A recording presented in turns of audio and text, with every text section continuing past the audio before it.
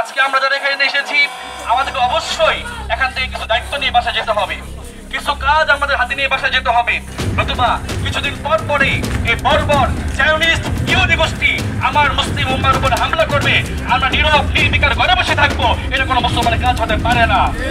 মনে রাখবেন, ফিলিস্তিনের মুসলমানের প্রতি চোখের অস্ত্র দিয়ে নয়, শরীরের রক্ত দিয়ে কাটতে হবে আমাদেরকে। আমাদের চোখের অস্ত্র নয়, ফিলিস্তিনের মুসলিমের মুক্তি আমাদের রক্তের মাঝে।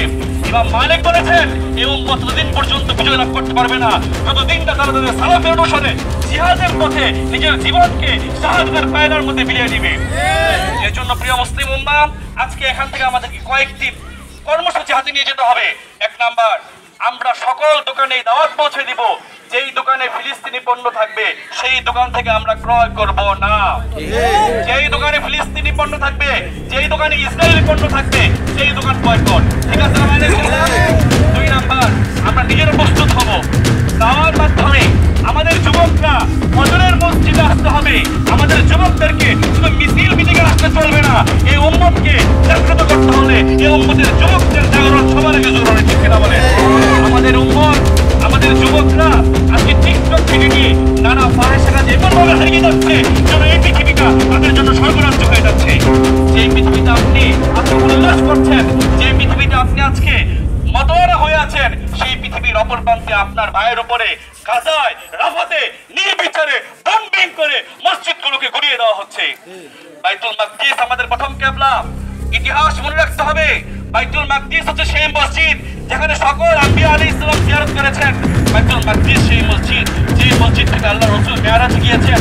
বাইতুল মাকদিস হচ্ছে সেই মসজিদ যেই মসজিদের মধ্যে 1 রাকাত 50,000 নামাজের রাকাতের সওয়াব আল্লাহ তাআলা দান করেছেন। সেই মসজিদ আজকে আমাদের হাত থেকে ছাড়া হয়ে যাচ্ছে। শুধু বাইতুল মাকদিস ছাড়া হয়ে যাচ্ছে, আপনি এখানে কান্না করছেন এরকম না, পার্শ্ববর্তী রাষ্ট্রে বাবরি মসজিদকে রক্ষা করা হয়েছে। আমাদের পাকিস্তানে আরেক পার্শ্ববর্তী রাষ্ট্রে লাল মসজিদকে রক্ষা করা হয়েছে।